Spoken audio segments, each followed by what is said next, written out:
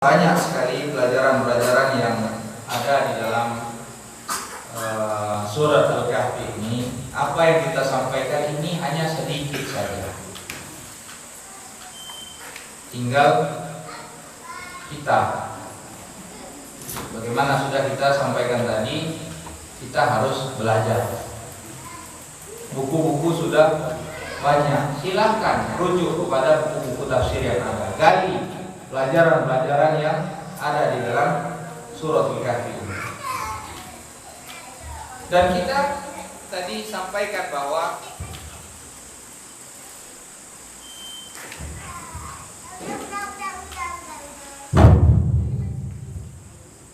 kita menginginkan pendidikan yang baik bagi anak-anak kita. Dan Rasulullah SAW menyebutkan man yuridillahu bihi khairan yufaqihu fiddin. Dan beliau juga menjelaskan bahwa man dalla ala khairin falahu mithlu ajri fa'il. Siapa yang menunjukkan kepada kebaikan, maka dia akan mendapatkan kebaikan serupa. Maka sebelum kita mengakhiri kajian ini,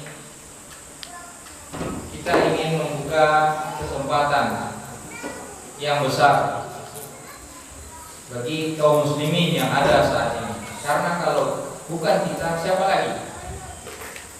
Saat ini mungkin kita melihat ada satu pondok yang di bagian luar itu, yang insya Allah nanti itu akan dipakai untuk ruang kelas untuk belajar, baik untuk menghafal Al-Quran atau mempelajari ilmu-ilmu syar'i yang lainnya. Dan saat ini Yayasan Darul Hadits membutuhkan beberapa kelas lagi, di mana satu kelas itu memakan biaya sekitar 18 juta. Dan saat ini masih membutuhkan paling tidak 2 kelas lagi. Dan maka kami sangat mengharapkan kepada kaum muslimin, karena kalau tidak kita siapa lagi?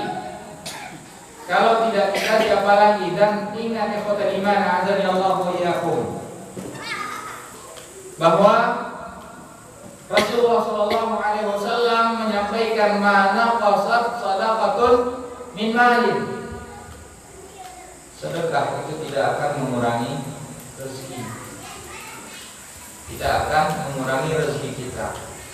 Dan Allah Subhanahu wa taala juga menyebutkan di dalam Al-Qur'an bahwa perumpamaan orang yang menginfakkan hartanya di jalan Allah Subhanahu wa taala kama tali habbatin ambatat sab'a sanabila fi kulli sunbulatin mi'atu habbah. Ibaratnya sebuah biji yang menumbuhkan 7 bulir, di setiap rantingnya menumbuhkan 100. Dan Allah Subhanahu wa taala melipat gandakan sebanyak-banyaknya. Dan juga Allah Subhanahu wa taala telah menjelaskan kepada kita wa mimma razaqnahum yunfiqun. Ini perlu kita garis bawahi firman Allah ini, mimma. Kata mimma ini berasal dari kata min dan ma. Min di sini min tab'id, menunjukkan sesuatu yang sedikit. Apa yang Allah minta itu sesuatu yang sedikit. Dan yang sedikit ini punya siapa? Apakah punya kita? Kata Allah, mimma razaqnahum, yang telah Allah rezekikan kepada kalian. Artinya itu milik Allah SWT. Allah hanya meminta sedikit saja agar dikeluarkan di jalan Allah Subhanahu wa taala. Dan itu insyaallah akan diganti oleh Allah Subhanahu wa taala dengan yang berlipat ganda. Jadi mungkin saat ini atau mungkin di kemudian hari nanti ada di antara kita yang bergerak, mungkin ingin membantu, apakah itu baloknya dibutuhkan berapa.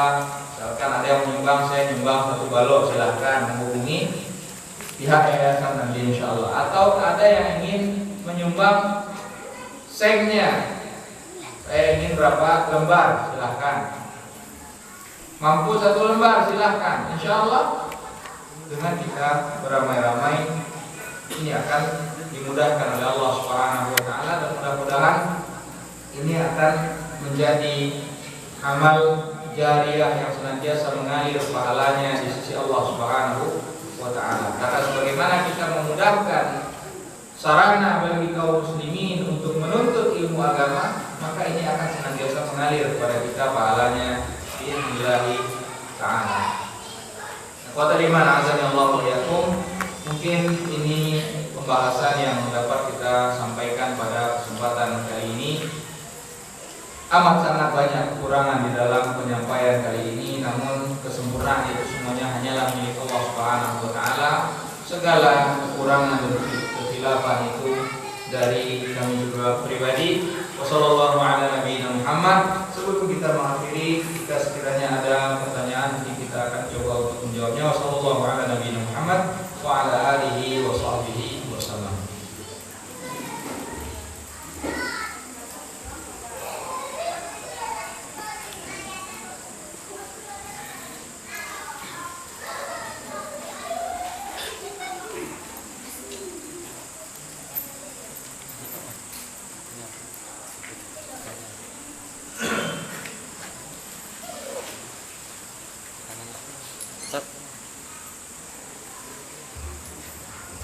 Assalamualaikum warahmatullahi wabarakatuh. Saya dari Bintau, Ustaz. Mau bertanya, yang hadis kan tadi kata Ustaz dari kalau hafal 1 sampai 10 ayat Al-Kahfi itu apa itu namanya? Dia akan dijaga dari Dajjal. Kalau untuk seluruh ayatnya satu surat itu bagaimana, Ustaz? Itu hadisnya apa itu sahih atau bagaimana, Ustaz? Terima kasih. Barakallahu fikum. Ada yang menanya, tadi kita menyebutkan bahwa hadis yang diriwayatkan oleh Abu Darda, yang diriwayatkan oleh Imam Muslim rahimahullah taala, man hafidha 10 ayatin min awal suratil kahfi usima min ad-dajjal. Siapa yang menghafal 10 ayat dari awal surah Al-Kahfi, maka dia akan dijaga dari fitnah Dajjal. Bagaimana kalau sekiranya dia hafal seluruhnya? Apa yang akan dia dapatkan? Dia akan mendapatkan kebaikan yang tidak terhingga di sisi Allah Subhanahu wa taala. Bukan hanya dari fitnah Dajjal. Apa bentuk kebaikannya? Ini disembunyikan, tidak disebutkan oleh Allah Subhanahu wa taala secara terperinci, menunjukkan bahwa itu amat sangat besar. Sebagaimana Allah menyebutkan, innama yuwaffas sabiruna ajrahum bighairi hisab. Orang-orang yang sabar itu balasannya diberikan oleh Allah Subhanahu wa taala tidak terbatas. Menunjukkan amat sangat banyak, amat sangat besar, dan Allah Subhanahu wa taala memiliki kemuliaan yang amat sangat luas.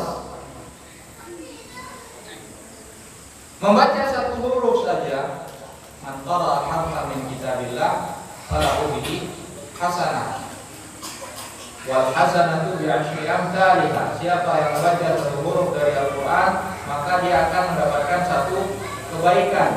1 kebaikan itu dilipat gandakan 10 kali lipat. La aqulu alif lam mim harf, walakin alifun harf wa lamun harf wa mimun harf. Rasulullah mengatakan, aku tidak mengatakan alif lam mim itu terhitung 1 huruf, enggak. Tapi alif sehuruf, lam sehuruf, mim sehuruf. Alif lam mim berarti 3 huruf. 3 huruf berarti 3 kebaikan. Dan kebaikan itu dilipat gandakan 10 kali lipat, bahkan lebih.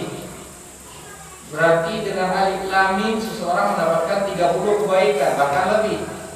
Bagaimana kalau sekiranya dia membaca Al-Fatihah? Bagaimana sekiranya kalau dia membaca surah Al-Baqarah? Bagaimana sekiranya kalau dia membaca surah Al-Kahfi secara keseluruhan? Ada di antara surat-surat tersebut yang disebutkan keutamaannya oleh Rasulullah SAW, ada yang tidak disebutkan. Apa yang disebutkan keutamaannya oleh Rasulullah SAW, kita yakini kebenarannya. Sebagaimana surah Al-Baqarah. Di antara keutamaan surah Al-Baqarah bahwa syaitan itu tidak akan masuk ke dalam rumah yang di situ dibaca surat Al-Baqarah. Dan dia akan datang di hari kiamat karena ghamamatan, seperti naungan yang amat sangat besar. Surat Kahfi, orang yang membacanya di hari Jumat dia akan mendapatkan cahaya. Menurut dia amat sangat banyak keutamaannya. Namun jangan sampai Al-Quran itu hanya tersentuh hari Jumat saja. Kalau HP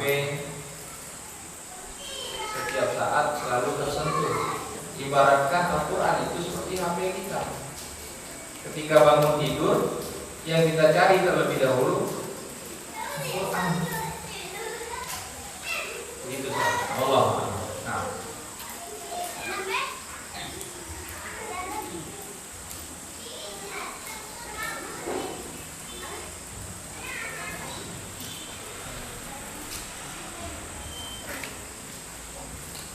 Mungkin bisa juga pertanyaannya dengan tulisan kalau ada yang tulis.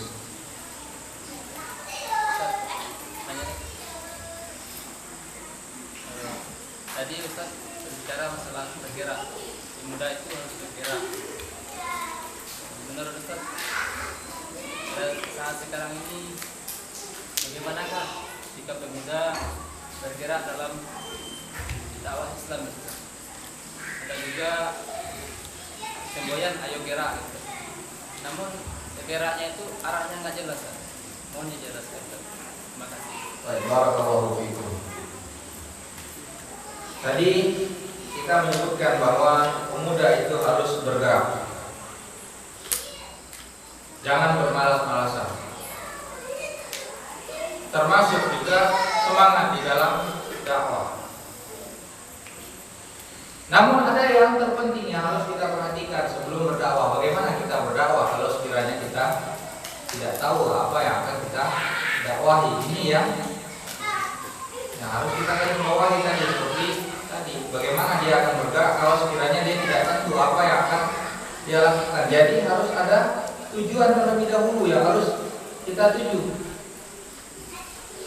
Setelah tujuannya kita tahu, maka kita akan melihat apa kira-kira jalan yang akan kita tempuh, bagaimana metode yang akan kita tempuh.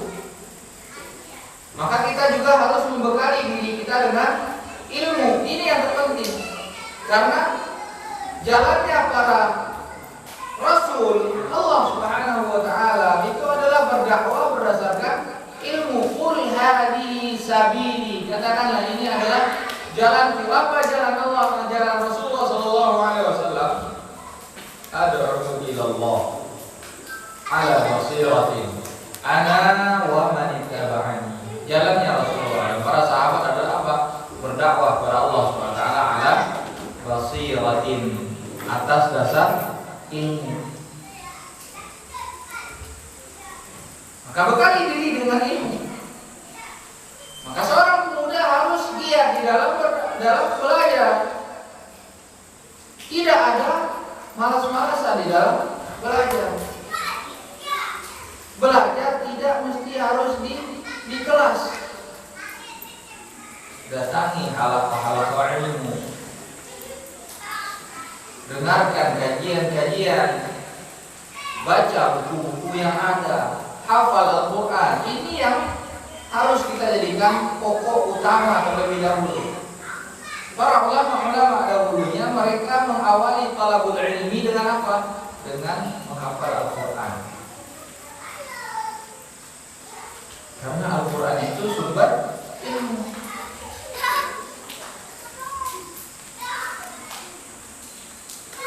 Dengan memahami Al-Quran maka arahan kita itu sudah terarah. Apa yang akan kita dakwahi juga sudah jelas.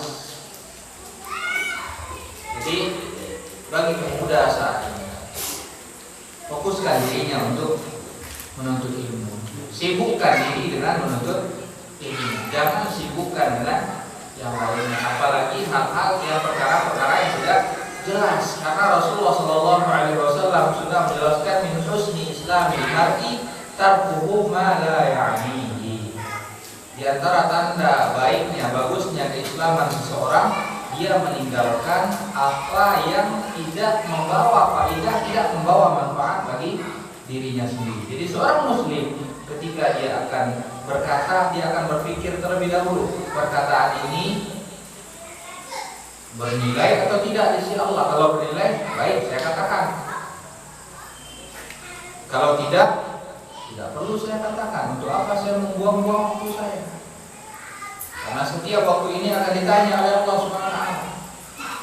Ketika dia akan bekerja, dia akan bertanya terlebih dahulu kepada dirinya, apakah ini mendatangkan faedah, manfaat, nilai di sisi Allah atau tidak. Kalau iya, silakan. Kalau tidak, jangan.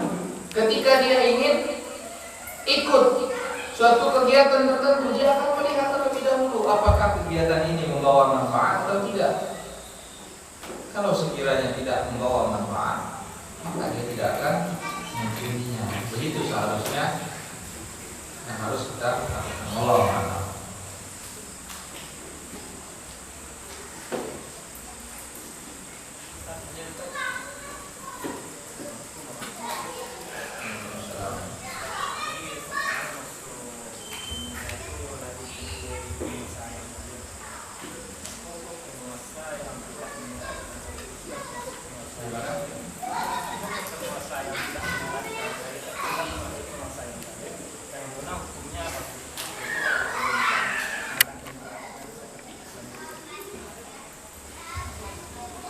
Baik. Mereka tadi kita sebutkan bahwa pemuda-pemuda tersebut lari dari penguasa-penguasa yang zalim. Kezaliman penguasa ini tentu bertingkat-tingkat. Kalau kita melihat penguasa yang diceritakan di dalam surat Al-Kahfi tadi, ketika mereka mengutarakan keimanan mereka diancam. Kalau mereka tidak kembali, mereka akan dihukum mati. Tidak kembali kepada keyakinan mereka yang lama, mereka akan dihukum mati, sehingga mereka lari menyelamatkan akidah mereka. Ini zalim. Pemerintah yang tidak berhukum dengan hukum Islam juga zalim. Namun coba kita bandingkan, apakah saat ini kita dilarang untuk menampakkan keislaman kita? Apakah setiap orang yang rutin menjaga salat secara berjamaah itu sudah masuk dalam data intelijen yang selalu diawasi sebagaimana ada di sebagian negara? Alhamdulillah kita masih diberikan kebebasan. Memang ini suatu kesalahan ketika pemerintah tidak berhukum dengan hukum Islam, namun bukan berarti kita harus berontak terhadap pemerintah tersebut. Karena pemerintah yang tidak berhukum dengan hukum Islam, apakah kita katakan pemerintah kita ini secara mutlak sama sekali tidak berhukum dengan hukum Islam? Tidak. Buktinya mereka masih membolehkan kita melakukan syariat Islam secara bebas, melaksanakan salat, puasa, menunaikan zakat, bahkan memfasilitasi sebahagian syariat-syariat. Jadi tidak bisa kita katakan bahwa pemerintah ini tidak berhukum dengan hukum Islam secara keseluruhan, tidak. Sebahagian iya. Dan perlu kita bedakan lagi, apakah tidak berhukumnya mereka dengan hukum Islam di sebahagian aturan, apakah itu karena anggapan mereka bahwa hukum yang dibuat itu lebih baik daripada Al-Quran? Kan belum tentu. Ada di antara mereka yang mungkin terpaksa. Jadi tidak bisa kita hukumi secara sama seluruhnya. Justru tahuilah itu terima adanya Allah wa iyyakum. Allah Subhanahu wa taala menyebutkan kadzalika nuwalli ba'dadh dhalimin ba'dha. Sebagian orang yang zalim itu diberikan pemimpin yang zalim pula. Jadi sebagaimana kondisi kita beragama kepada Allah Subhanahu wa taala, seperti itu pula lah Allah memberikan cobaan pemimpin bagi kita. Jadi yang terpenting jangan kita mengurus aib orang lain terlebih dahulu. Lihat kekurangan yang ada pada diri kita. Kalau kita sudah memperbaiki cara beragama kita pada Allah Subhanahu wa taala, sudah janji Allah Subhanahu wa taala, in tansurullah yansurkum. Allah pasti akan menolong kita. Allah.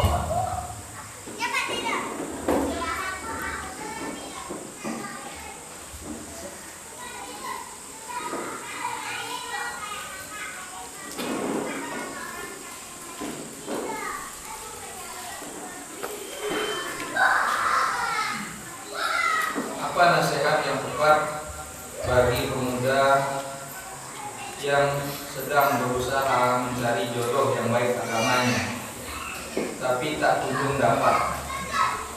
Sementara dia mengkhawatirkan dirinya akan beratnya godaan di luar.